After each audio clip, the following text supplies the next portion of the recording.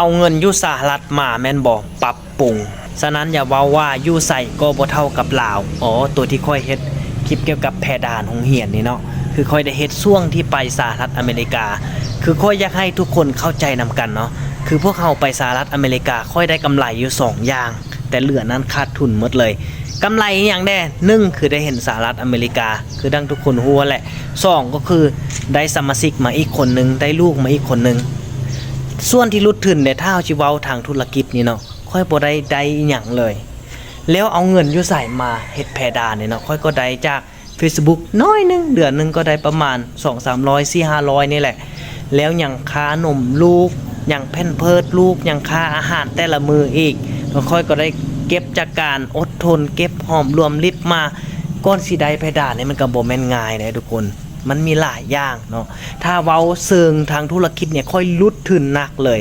ค่อยบ่ได้เงินจักกีบมาแต่สหรัฐความหมายของเราก็คืออาจจะหมายความว่าแบบเฮ้ยที่พวกเฮาไปสหรัฐอเมริกาแล้วคือไปค้นเงินอยู่สหรัฐอเมริกาแล้ว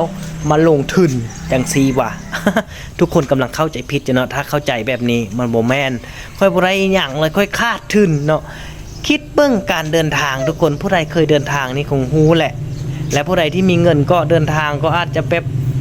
ก็จะมีความสุขนิดนึงเนาะแต่สำหรับผู้ใดที่แบบยัง20%ยัง50เนี่ยชีวิตแบบตัวจริงชีวิตประจำวันนี่ก็สิบ่รอดอยู่แล้วนะฮู้แหละว่าการเดินทางเป็นแนวใดเนาะขนาดค่อยอยู่เวียงจันทน์บ่1อาทิตย์ค่อยก็ยังจมเนาะเด้ เนาะเข้าใจผิดเด้อคือหาเองเนาะได้จากการอดออมกดหอมรวมริบนี่แหละอดทนขยันนี่แหละทนจากกี่เดือนจึงสิได้แพดานนี่ทุกคนเนาะแต่ทางนี้ทางนั้นอะไรก็เฮ็ดเพื่อนักเรียนนั่นแหละเพื่อให้การสอนของเรานี่เป็นการสอนที่แบบมีประสิทธิภาพหลายขึ้นจึงได้เฮ็ดแพดานนี้ขึ้นมาเนาะมันเกิดความมวลเซลล์เนื่องนั่นพดกายเนาะแนวใดก็จำเป็นต้องได้เฮ็ดแต่บ่ได้โคตรเงินมาจากสหรัฐดอกมีแต่สิคนเงิน คนเงินเข้าสหรัฐ เข้าใจนำกัน